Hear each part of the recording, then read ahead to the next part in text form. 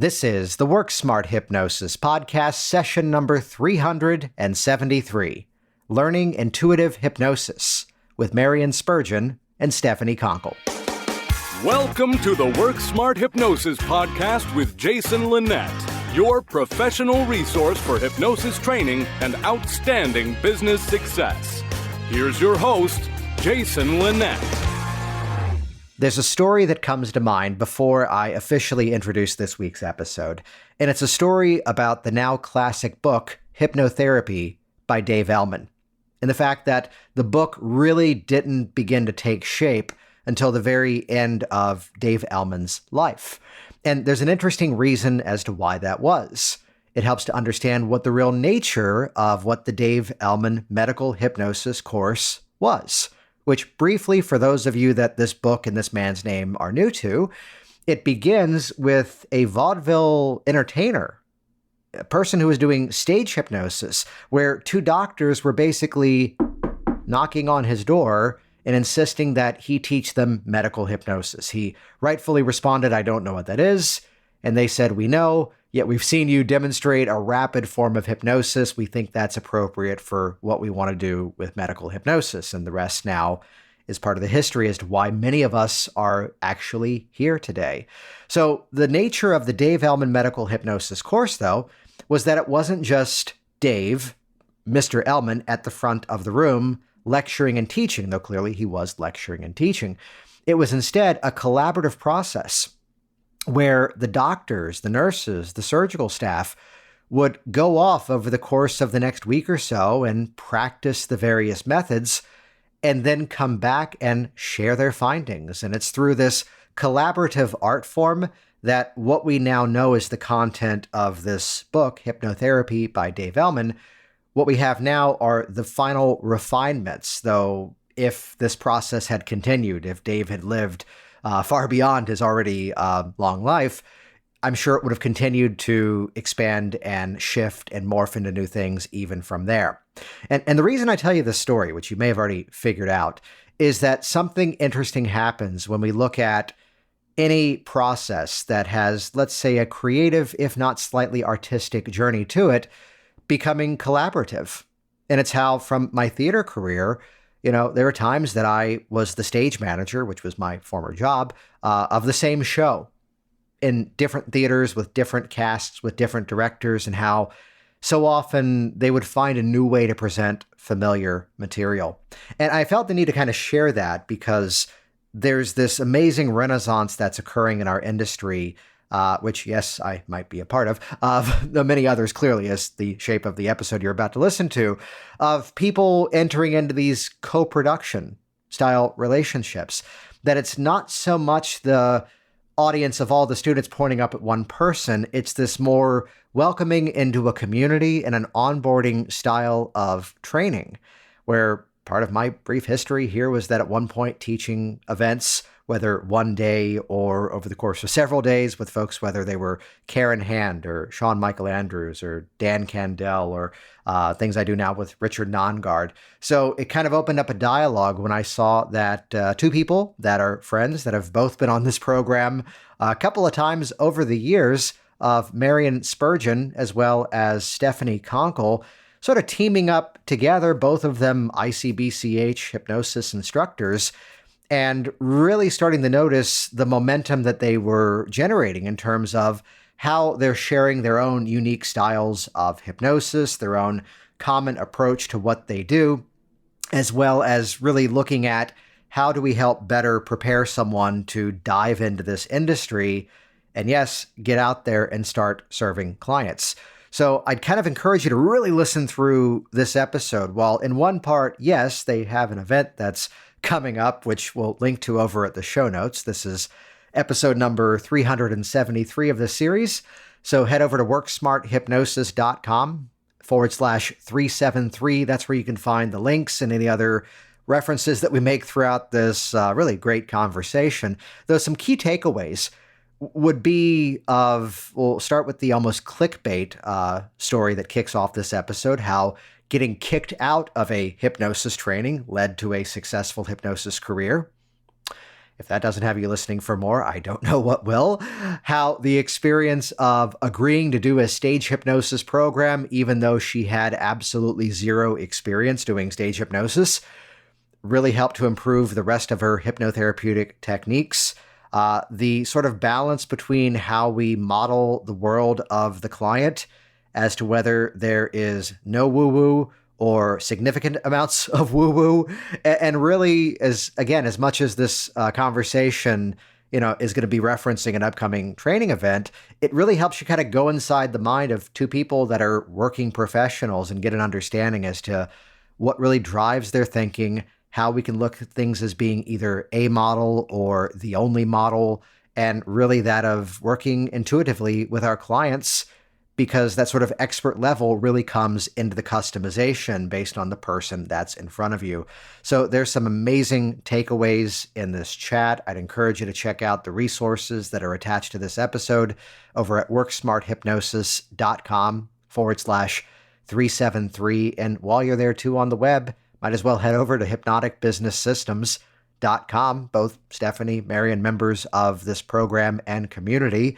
And it's where if you want to get out there and really start to work with clients, you can go out there and try to figure it out on your own. You could try to reinvent the wheel. You could make a lot of the mistakes that we all did early on, or get there faster and easier and model what actually has been proven to work. Not just here in the US as the three of us are, yet we've got people in this community now. There's more than 1,000 members worldwide, whether it's Canada, whether it's Brazil, the UK, the rest of Europe, Australia, New Zealand, and all these different areas of the world, whether you want to see clients in person, whether you want to do it online, whether you want to do both, whether you want to create digital products or do all your sessions one-to-one or do group sessions. See, here's the thing. Hypnotic Business Systems is now more than 250 hours of training and 24 neatly designed individual business modules, of which that if you're brand new to all of this, watch it in order. It's published in a specific sequence. Or if you're already out there working professionally, but it's time to level things up, well, in that situation, every individual module stands on its own. And then you can play the choose your own adventure game. So one of the biggest things that we find is that if you're already out there, this is a smaller segment of those of you listening, if you're already out there and business is booming and you've got to do something to better scale the business, realize that we don't always have to do free strategy sessions, free consults. I actually have been charging for a strategy call, basically a consult for now going on 3 years. And it's not a fit for everybody. It's a matter of where you are in the shape of your career as the hypnotist. If you're not yet fully booking yourself, I'd maybe hold off on this one. There's other strategies in the program for that. Yet, I got to say, this is something we published about 2 or 3 years ago. It's a program we keep adding to. And this has suddenly become like the biggest thing that has become that turning point for so many people to really begin to scale their business. And basically, think about this. What would be different in the shape of your client attraction systems if you were only ever selling to people who had already bought from you? That's a lovely little dynamic shift that we've had several people now triple their income from the previous year, specifically with this strategy. And you get access to the webinar that I actually use. You can model the exact transcript, and even so, showing you the slide deck. And so the program used to be tell you what to do. And then Hypnotic Business Systems became show you how to do it. And then nowadays, a lot of the content is, here's my stuff. Start using my stuff to get out there faster. So basically, for the right strategies implemented properly, you could earn back your entire investment on this program in just a client or two by using the right strategies at the right time. So do this. Head over to hypnoticbusinesssystems.com and watch the video at the top of the page to see a full tour and 2 pathways of your choosing. Option 1 is reinvent the wheel, do it all on your own. Option 2 is let me be there virtually with you to guide you and show you the stuff that actually is going to put clients on your calendar. On top of that, we've got a thriving community with people actively engaging every day, getting their questions answered, getting specific feedback, and yes, indeed, making it rain. Boom. We just went there. All right, so here we go. This is session number 373, Learning Intuitive Hypnosis with Marian Spurgeon and Stephanie Conkle. So I'm here once again with repeat guests of Marian Spurgeon as well as Stephanie Conkle, and I have to kick off this episode the proper way, which is that, Marian, you did get kicked out of your first hypnosis training, right? Yes, I got totally kicked out of my first hypnosis training. And it was such a sad thing because I was having a really good time. But basically, I was in this class full of mostly women, 20 women. And it was the second to last class that we were going to have. So we'd already taken the exit exam and I'd already taken most of it. I probably took enough to qualify to certify, but the teacher chose the second to last class to share some really inappropriate sexual stuff about one of the classmates. And everyone in the whole training was just kind of entranced, and no one said anything. And I got a headache and I left. And so after that, I just sent him this email. I was just like, man, I did not pay for that. I did not, whatever. That was just like so bad. And he told me not to come back. He sent me my certificate and he told me not to come back. And it was hard. That was a hard experience for me to go through, but it also gave me a very strong motivation that I wanted to offer something better than that to the hypnosis community. What's really admirable inside of that was, I'd say, the ability to reach out and actually, engage in the conversation around it. That from, a management background, there's the unfortunate pattern of, I'm just going to ignore that. Let me just move forward.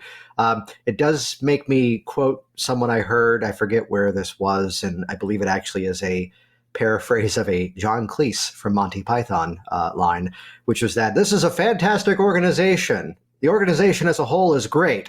Doesn't mean there's a few people I wouldn't trust to sit the proper way on a toilet. Yet again, as a whole, this is a great place to... There's the reference we should have in the first 2 minutes. But I'm sure, the lesson of what not to do is also just as important of a lesson of what to do.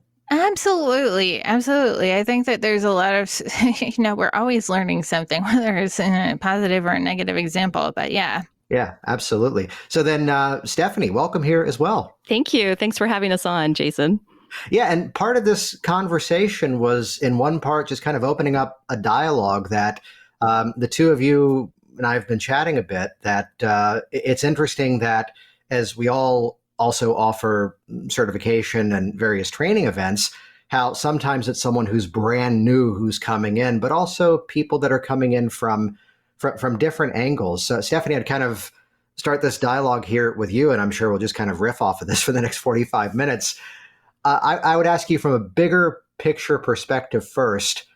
Would you say there's things that you used to believe as the hypnotist that now are completely different? Well, let me just sort of back up and say that when I first started off as a hypnotist, I had the imposter syndrome, and I was very nervous. And I'm actually more of an introverted person. In fact, I have a minor in theater performance to help me actually get up on stage and break out of my shell and become a more gregarious person.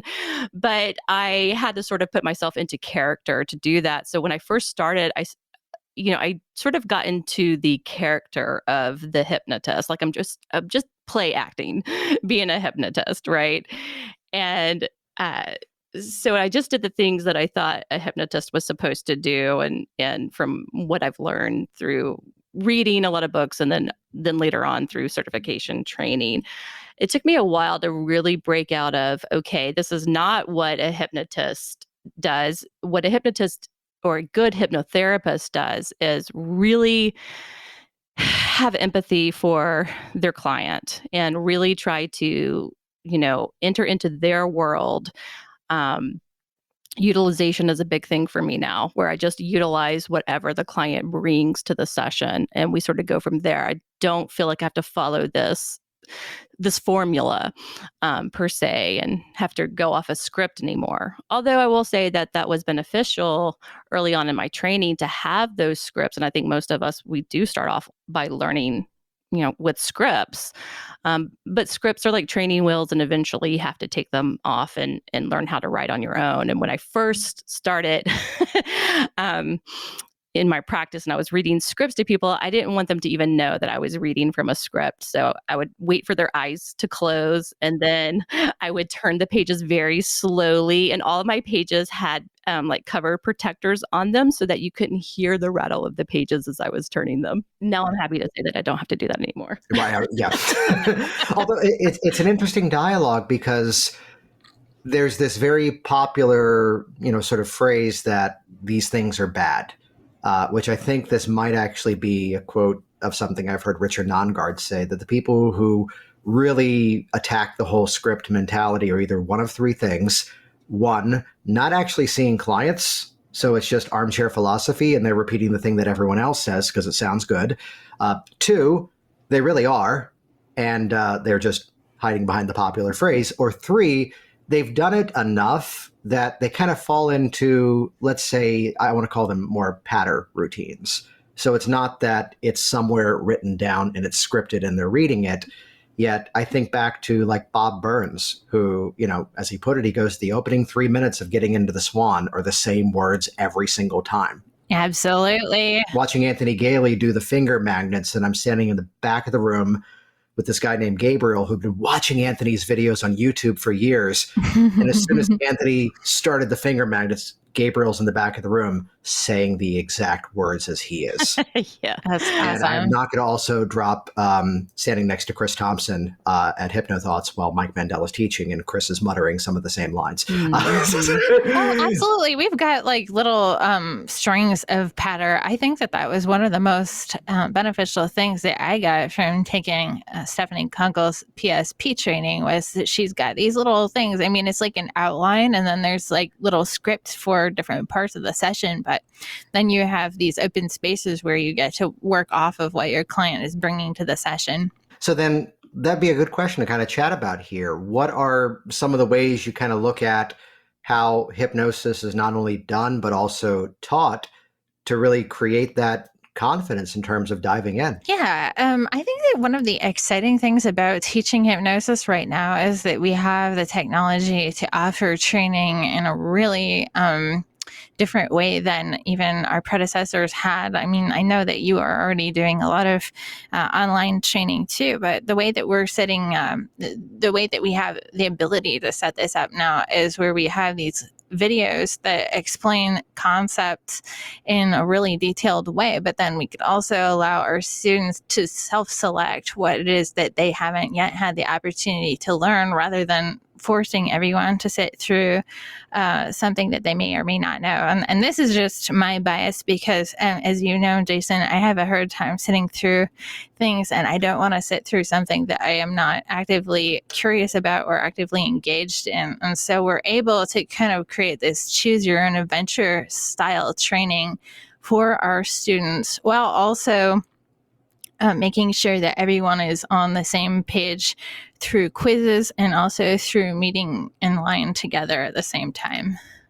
Yeah, and that nature of teaming up, that is part of why I wanted to have you both on here, of some really cool things happen as people kind of join into these partnerships and often teach together, that over the years, I've done projects with, whether it's a one-day thing or a multiple-day thing, that there's a really cool benefit of kind of sharing that stage. I got to hear the story. What was some of the thought process to kind of team up together? Well, we have the same values. In fact, when Marian first took my PSP training, I thought she had already been a hypnotherapist for at least 5 years, maybe 10 years, because it was 6 months. It was because she had vast knowledge. And I actually don't, I actually stress that people have at least 2 years of hypnotherapy under their belt before they take my PSP training. I don't know how Marian slipped under the wire, but she did. And at some point I asked her. So you're saying the story about being kicked out of a training wasn't yours. Got it. Okay. Yeah, it wasn't mine. Otherwise, that would have been really awkward for the rest of this chat. I was blown away with how much Marian already knew. only having been a hypnotherapist for 6 months. She was at the level that I was at after 5 or 6 years of doing full-time hypnotherapy. So I was really blown away by that. And I think we just kind of hit it off and realized that we really embrace the same values of actually how we run our sessions and how we think of hypnosis. And I guess we were just having a conversation saying like, hey, so I guess we were both had signed up to be ICBCH trainers, right? And we were both kind of just like texting each other, talking about, how should we go about starting our each individual program. And at some point, Marian was like, hey, why don't you want to just do this together? It was like, yes, that's brilliant. I would love to do this together. Really, and I love it because we motivate each other. And I think we fill in the gaps for each other. So wherever, she's knowledgeable about things that I may have a cursory knowledge of, but she has in-depth knowledge, and maybe vice versa for her. I don't know. But also, she can be working on things when I have to be tending to my children. And when she's overworking, I can be like, go take a break. Like, don't even work today. Just go get a massage or something. So I think we balance each other out in that way. Well, I think one of the biggest things is I go back to a quote that apparently I was referencing the wrong person. I thought it was Michael Elner who was saying, learn from people who disagree with each other, who I heard him say that.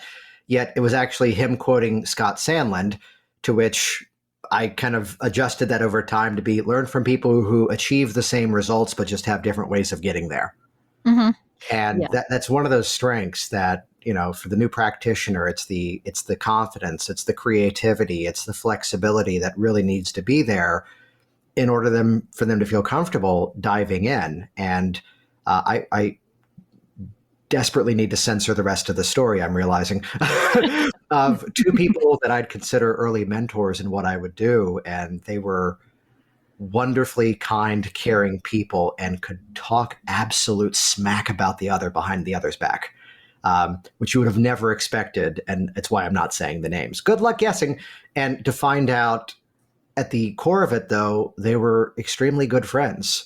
And it was out of respect, this kind of playful jabbing with each other was there, the way that is like Richard Nongard and I do a number of events together. And I've purposefully leaned into our Oscar and Felix odd couple dynamic at times. But it's the ability that for the student, suddenly now, it's not, this is the one way to do it.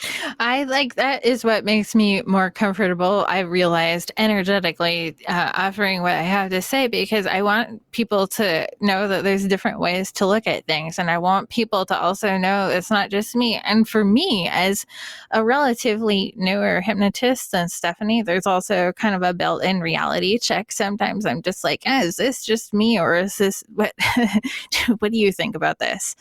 And also, I think that another really positive benefit about working with Stephanie is that she's able to kind of watch my videos and tell me, stop editing. This is really good. Give her honest feedback. There's a couple of things you both kind of brought up here that I want to go back to just to make sure we've got these clear. That first of all, Stephanie, you were on the show a number of years ago. Could you give like an overview? You've said PSP a number of times. There's still a few people that are still scratching their heads going, what's that? Can you kind of give us an overview? Absolutely. So that's an abbreviation for the profound somnambulism protocol. And it's a protocol that I developed, which allows the hypnotist to have direct voice communication with a subconscious, meaning that the client's conscious mind is completely out of the way, usually sleeping or dreaming, and the subconscious will be able to talk to you, just like how the subconscious can talk to you with ideomotor responses. But this is even a little better than that, or really kind of a lot better than that, because the subconscious is speaking to you through the client's voice box in third person, talking about the client. So you can have this back and forth conversation with the subconscious mind without the conscious mind interfering, and really get, better answers and better resolutions, because you can actually have a dialogue.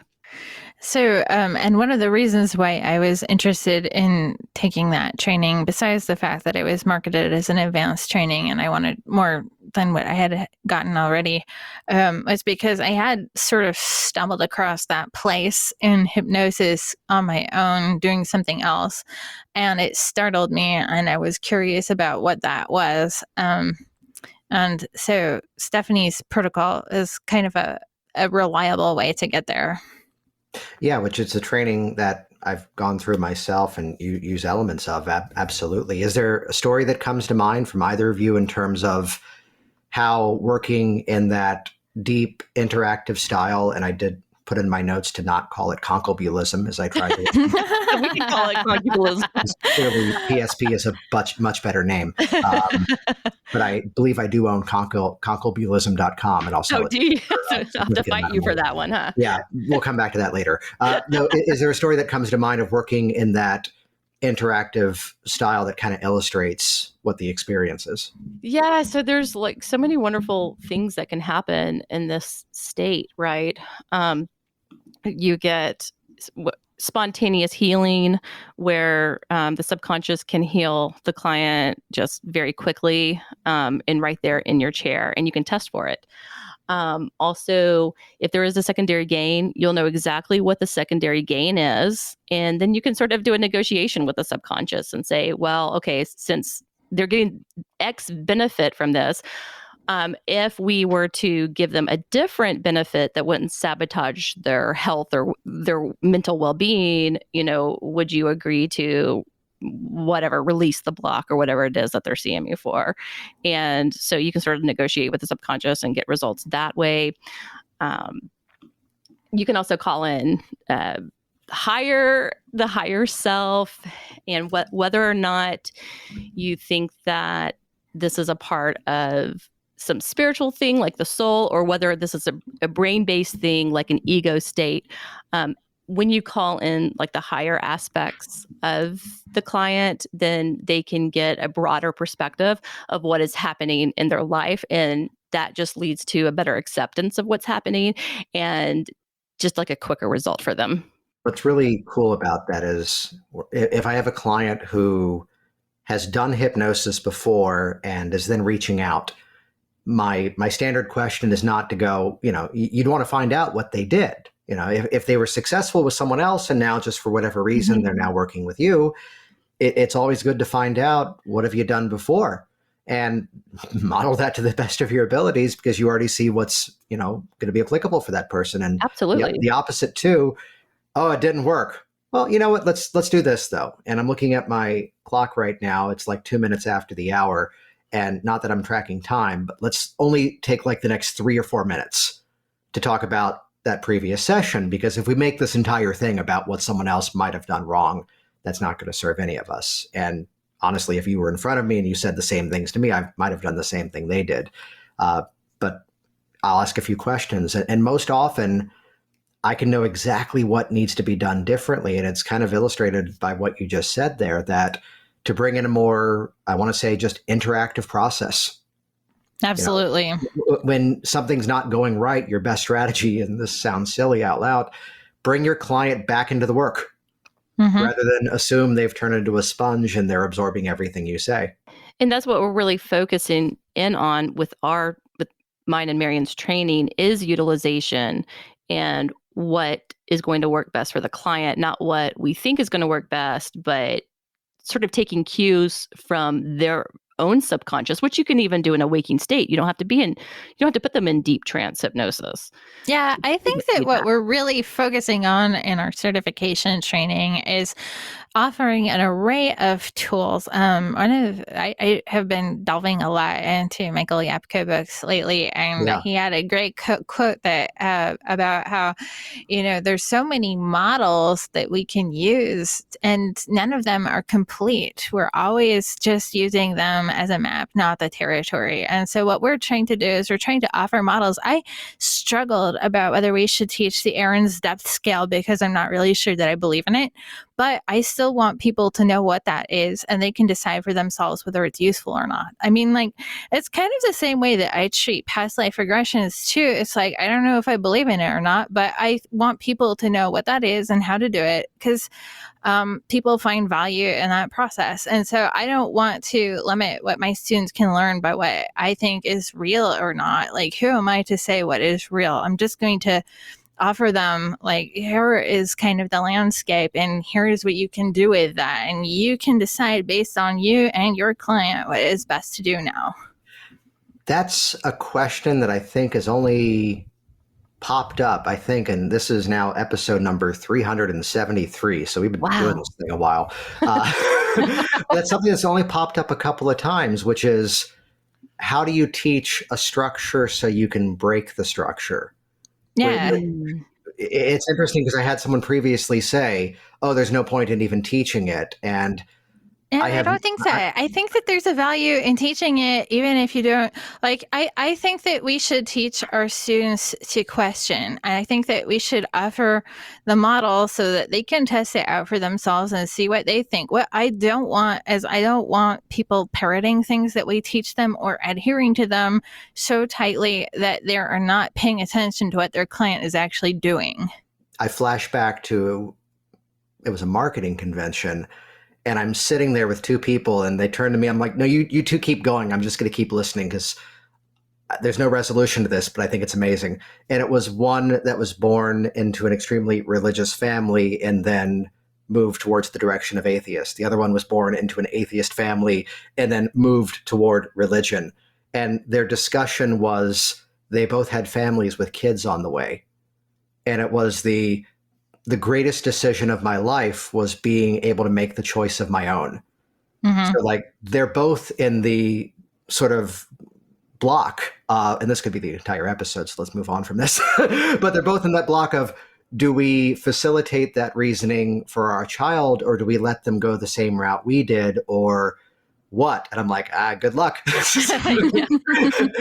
but it's that, sometimes we can say this is a model, mm-hmm. yet it's not the only model. Right. And I think there's an importance to developing your own intuition as well, especially when you're conducting sessions, being able to tap into your very own subconscious and let your subconscious run the session however it goes, just trusting in that process.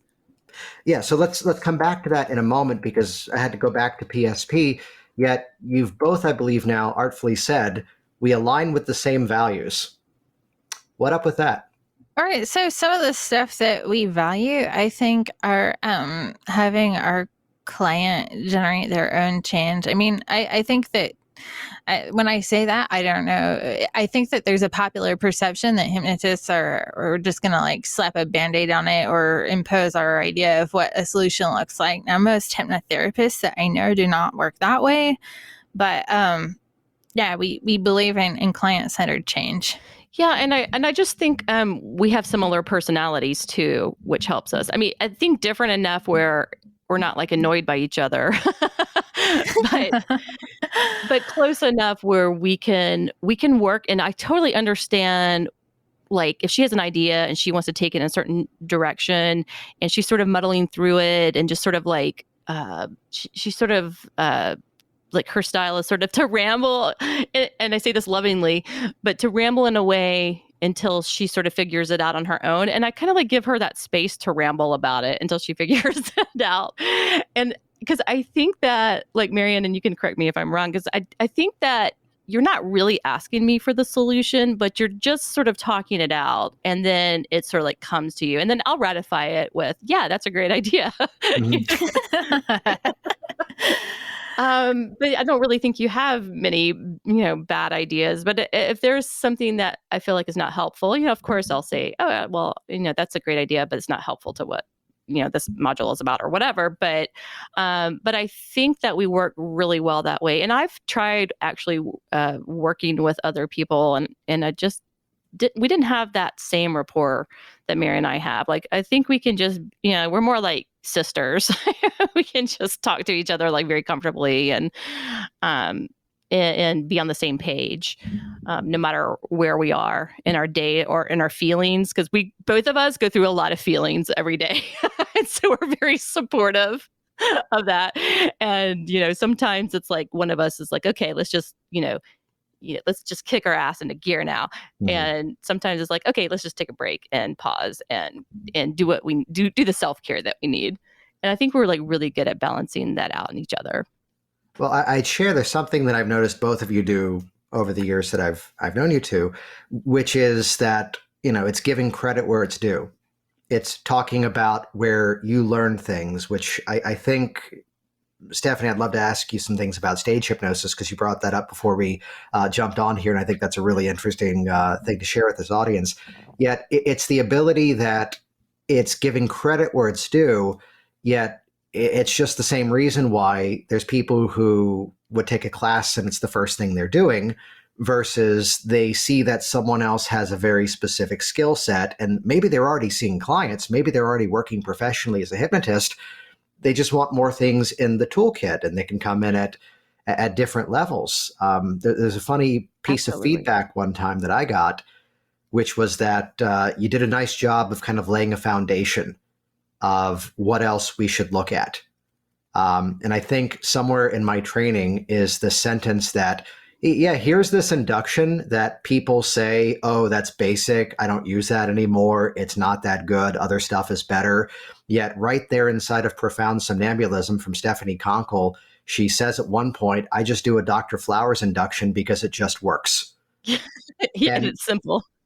And people heard me say that, and I think they then followed and went into your program. And thank you. it leads into this nice sort of not just training, but also onboarding into the rest of the entire industry, because then we're learning from, who the people we learn from as well. And it's helping to really understand that lineage as to where things came from. Oh, and we actually do cover a lot of that in the training. Like we go into who came up with what and how we use it now. And I actually have a theory about what is advanced hypnosis anyway. And my definition of advanced hypnosis is taking the basics and knowing them well enough to apply them to whatever it is in front of you. And I think that that is it. It sounds like understated when you say it that way, but I want to say 99% of the problems are not like if you're presented with them as a working hypnotist, is a question of whether you know how to apply what you already know to that situation. That's a really cool way of looking at it. That I go back to so many chats here that have been, what are the updates on this? Well, I'm basically doing the same thing. I'm just doing it better now. Yeah. And it's not so much about the new technique, the new thing that everyone's excited in the industry about. It's instead getting back to the core skills and understanding how to better customize. And I want to say that is a huge strength of Stephanie's protocol, is that I think that it actually forces people to learn the basics really well. Well, thank you. And I wanted to interject real quick. Another reason why I think Mary and I get along so well is that we're both like pretty big into woo-woo. And yet we are both. Did we really take 29 minutes to get there? Yeah. I mean, We're both evidence-based, right? We do believe in evidence-based hypnosis and brain-based hypnosis, but we're also very woo-woo, very spiritual too. And so we can like really share that side with each other and not feel judged. And anybody who's coming into our courses who have more of a spiritual belief, like we will embrace you. Yeah, I think that one of the ways that I think about my spirituality, because I'm also like constantly skeptic too, is just embracing that flexible worldview. Like when I think about astrology, I don't think about it like a religious doctrine or anything like that. I don't even think of it as a belief system. I think about it as a lens, like almost like a kaleidoscope, where you can look at something from a different perspective, and it can contribute to your thought process in that way. That's like how I think about like most woo stuff. Right. It's sort of like a pendulum as well. It's like, well, the pendulum is giving me answers for my subconscious. I don't know if it's necessarily some spiritual thing happening, but I know that it is something very profound that I need to pay attention to. Yeah. Well, can you chat a bit further? I mean, I'd love to hear this from both of you about that sort of balance between what level of, is it just woo or is it woo woo or woo? Not in terms of, your model of the world and what you're bringing into it, but instead how you kind of figure out what the client's worldview would be, and then how do you blend that in? I asked them what their view that's is always, it's one of the very few intake. questions on my intake. Yeah. Mm-hmm. It starts with the intake form. And I say, I want to respect your beliefs. Or how did I phrase that? Like, I'm asking this question because I respect your belief system. So please check one. And then they have a list of atheist, agnostic, non-theist, or religious, or spiritual and religious, or spiritual, but not necessarily religious. So they can just check the box that they feel like fits them. And then during the assessment phase, I'll ask them to expound more on that. I had a client recently that I asked him if he had a belief in God, and he said yes. He's a very passionate Christian, and I just went with that in his session for releasing trauma. I just asked him to invite the Holy Spirit to help him to shift that for him, and he had this really profound experience. And I remember on the exit survey, he said, "I really appreciate your belief in God," and that made me chuckle a little bit because he was assuming that was my belief, but that actually was just me reflecting his belief back to him in the way that we'd already mutually agreed upon. Though I'd imagine, are you doing anything in the shape of the work that you do, and this kind of gets more into the business side, to bring in clients of that specific style? No, you know what? I personally don't. I other people may feel differently, but I don't, because I have had situations that really challenged my patience for that sort of thing. I don't like it when people come in almost wanting hypnosis for the experience more than the result. And I don't want people coming in that have unrealistic expectations about what the result can be. I've had people come in with terminal cancer thinking that maybe if they have a past life regression that will fix it. And that makes me extremely uncomfortable. Well, I think that fits into the same category of the client going, I have this habit, I want you to do fill in the blank program.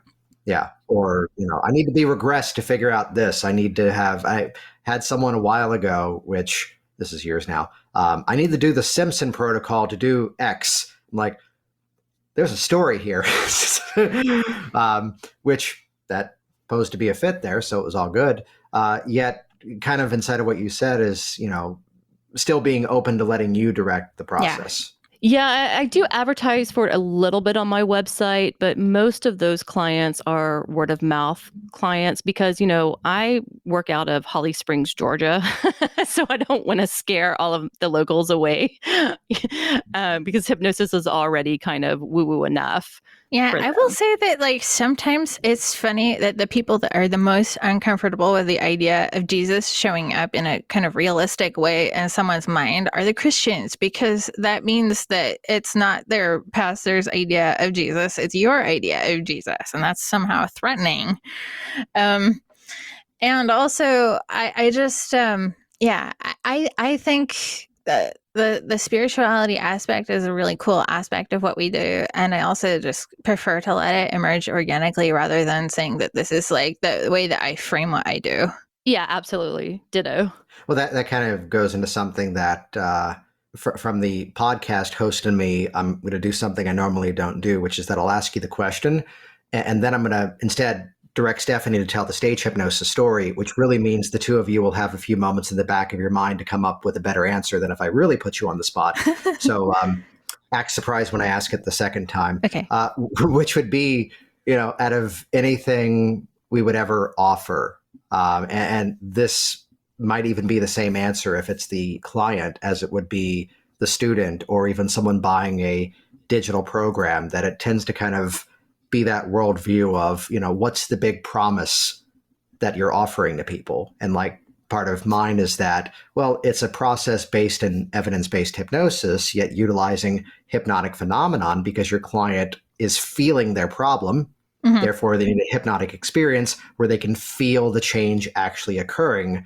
So we get the instant gratification that something's working, right? Which, take note, that took me 8 years to figure out. Oh, that's what I do. So we'll come back to this sort of topic of what's the big promise? What's the big deliverable. And this is a lesson that was drilled into me over the last couple of years of sitting down with people at events outside of our industry. And here's a good friend that I had to say, I've known you for a year now. I don't know what you do. And to understand what that big promise, what's that deliverable at the end, we'll come back to that so your subconscious can brainstorm over the next few moments. Sounds good. Stephanie, you had a story, Sure. though, that I wanted to have you share here about stage hypnosis. Yeah. And also, I want to preface this by saying that I know that there are some hypnotherapists who don't give credence at all to the stage hypnotist or stage hypnosis. But in my experience, because I started off in the clinical setting, but in my experience, when I did my first quote unquote stage hypnosis show, and I put quotes around it because you'll hear why in just a moment. I think that's the moment where I really felt like I'm a hypnotist now. And I totally understood, I wouldn't say all of hypnosis, but I understood some of the main structures of hypnosis, of what made it work and why it didn't work when it didn't work. So basically what happened was I was on Facebook, and I got an old acquaintance from high school contacted me because he saw that I was a hypnotist. And he was going to be in the area with his karaoke company, right, at a local tavern. And he asked if I would come and just do a little hypnosis show in the back of this bar, right? And I thought, okay, sure, why not? But I said, I'm really a clinical hypnotherapist. I'm not really a stage hypnotist, but yeah, I'll do it just for fun or whatever. I didn't get paid for this. And I sort of wanted to know if I could do it. I think I was trying to push myself to do it. So basically what I did was I quickly ordered Ormond McGill's Encyclopedia of Stage Hypnotism. And I ordered Richard Nongard's and John Serbone's speed trance videos. And I just studied how to do street hypnosis, the speed trance, and just, went through that encyclopedia to learn as much as I could. Then on the night of the show, I was like, okay, I'm just going to pretend like I'm the hypnotist. I'm an actress pretending to be a hypnotist. That's how I framed it in my mind. Okay. And my friend's girlfriend was sort of going to be like the stooge. And so I kind of whispered to her, I was like, just do everything I say. Just in case. Right. Because it's like, we'll just give these people a show. I wasn't even really thinking I'm doing real hypnosis, right? I'm just gonna mimic hypnosis. So I start doing this stage show. And what happens is that people in the audience are actually becoming hypnotized. The people who weren't stooges were becoming hypnotized in the audience. And then after the show, a whole bunch of people gathered around me in a circle. And I was just one after another, just dropping them and just doing this street hypnosis like phenomenon on them. I'm getting them stuck to their chair, stuck to the wall, or like their pants feel like they're on fire or whatever it was. Right. And I was like on fire because what I observed was the people in the audience watching this, they had the belief system that what I was doing was real, and that activated something for them. And so it set the expectation that they could be hypnotized, because they were like pretty much, they all knew each other at this tavern. They were kind of all friends, and everyone was getting hypnotized. And I'm thinking to myself, holy F, like, I can't believe I'm actually doing this. I'm doing it, acting confident, still pretending like I'm the hypnotist, but now people are really becoming hypnotized. And that helped me so much in my clinical practice, because now I knew the importance of setting expectations. What's really cool about that is, where we get that proof right away that, oh, this is working, and the whole setting of expectations. And yeah, we just need a couple of those moments early on. You reminded me of someone at a training I did that I forget the school of thought that does this, that the hypnosis is done laying on a massage table. So then as I'm talking through an instant induction, I would never do that. I would never do that. That's not appropriate. I'm going to sit this one out. And then the structure of that event was like every other weekend. And it's 2 weeks later, and she's there, walks in with a big smile. I just dropped my mom. Like, Nice. we have a full-time hypnotist now also. Well, as promised, let's kind of go back. How would you kind of define, and it may be different for the two of you, and it's probably similar, whether it's the client, whether it's the sharing what you do with the clients. How would you kind of define what that big promise that you deliver is? I think that one of the things that we're sharing is we're showing people what they already know and showing them how to do that better and what to make of that and how to use what they already know in order to get where they already have identified that they want to get. And I think that a secondary thing is that we both share the value of consent and agency. And so we foster that in our relationship with each other, our clients, our students, our colleagues. And that is the value that we're promoting, whether we're working with clients or teaching students. Nice. Stephanie, anything to add to that? So for me, that's all about the person being able to understand that they have a more intelligent side to them, right? Their subconscious. So understand that they have this beautiful subconscious mind that is willing to work with them and is willing to help them and to change them. And it's not as hard as they think it might be. And that's what I try to teach. In fact, that's the book that I'm reading right now, that I'm writing right now, not reading, called The Ultimate Power Within. And it's how to ask your subconscious for answers, help, and healing, because you can do this with self-hypnosis as well. But the benefit of hypnosis is really getting in touch with your subconscious, this really powerful, intelligent, wise side of yourself that really can make the changes happen for you so quickly and effortlessly. Nice. Well, we're coming up on time here. And I do know, just based on timing, this episode is releasing on May 12th. And I believe the training you're doing together actually kicks off a week from the release date of this. So I'm sure there's going to be more down the pathway in the future as well. What's the best way that people can get in contact? How can they learn more? Yeah, if they just go to members.marianspurgeon.com, they'll find the page that has all the info. Cool. And this is show episode number 373. So you can go to worksmarthypnosis.com/373. That'll have all the links and references we made throughout this episode. Though for instant gratification, could you spell that for everybody? Members.marianspurgeon.com. There you go. And huge burst of confidence for the listeners that we didn't spell members or com.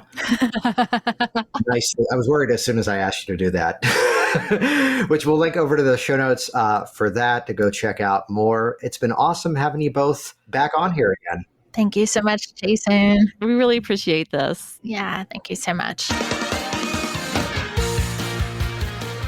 Jason Linett here once again, and as always, thank you so much for interacting with this program, leaving your reviews online, and sharing this in your ongoing dialogue of the profession.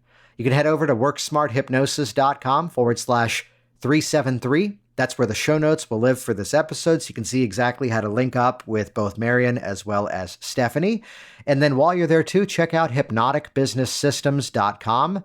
Learn the exact strategies that have actually helped to scale a hypnosis business year after year, not just in my business, but also for many people in this industry you might already know, year after year as well. Get the help you need, model what works, get the support of a thriving community. Check it out, hypnoticbusinesssystems.com.